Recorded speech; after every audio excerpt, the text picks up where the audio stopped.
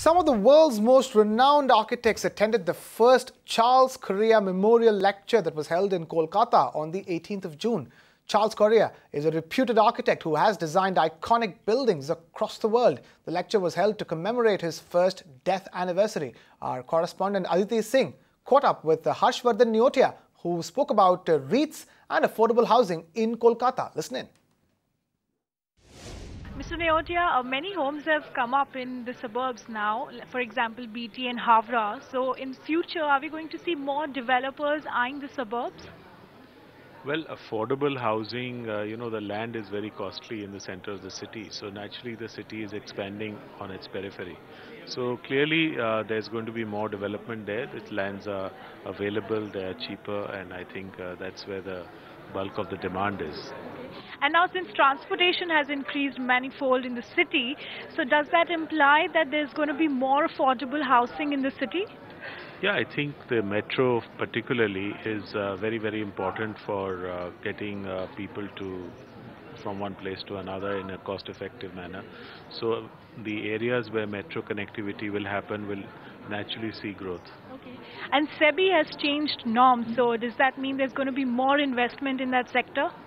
REITs is something that is certainly a very important thing for the debt inadequate real estate sector. So I think REITs will be certainly a game changer once all the regulatory issues are behind us.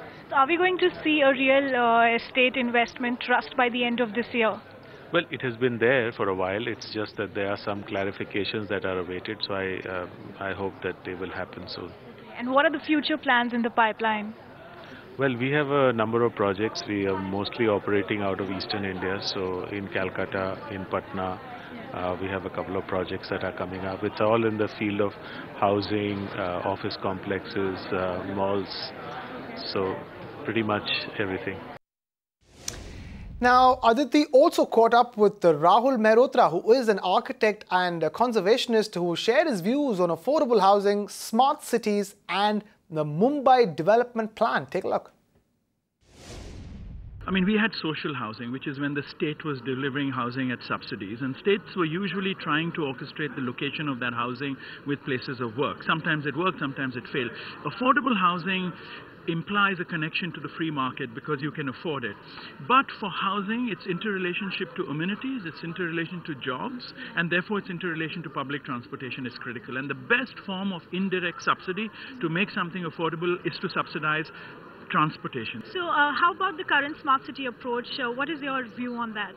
Well, I mean, I think my view on the smart cities is it's brought visibility to urban questions. I mean, just because it's become a branding exercise, it's become something that people can understand that needs attention. But in a country like India, you cannot premise the notion of smart cities only on technological interconnection, right? That's the last bit, that's the icing on the cake. If you don't have infrastructure, you don't have amenities, you don't have good affordable housing, you don't have the basics in terms of social infrastructure like education, like healthcare, all of that, what are you going to connect through technology? So then it becomes such an abstract idea. Very good point. And how about the latest development plan? What do you think are the key aspects that must be included if you're not happy with it?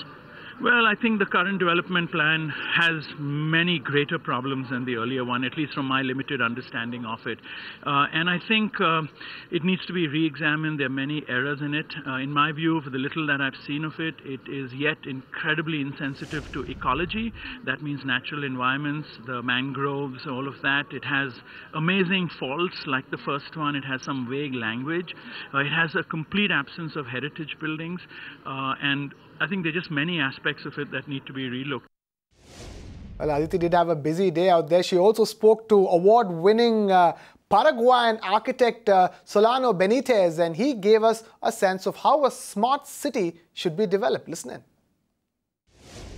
From an urban planning perspective, how do you think can smart cities become more efficient and well-equipped? We really need to use our resources in an intelligent way to support the new challenge of this century. We are growth like human beings around the world, and we have the command to transform every resources in opportunity to support the society, and that's the idea of a smart city. And if you take care of your resources, you can build new time for your people in an intelligent way. You can watch live TV on our website mpnow.in. Find us on Facebook at facebook.com/magicbricksnow. And don't forget to click the like button. You can also follow us on Twitter at magicbricksnow.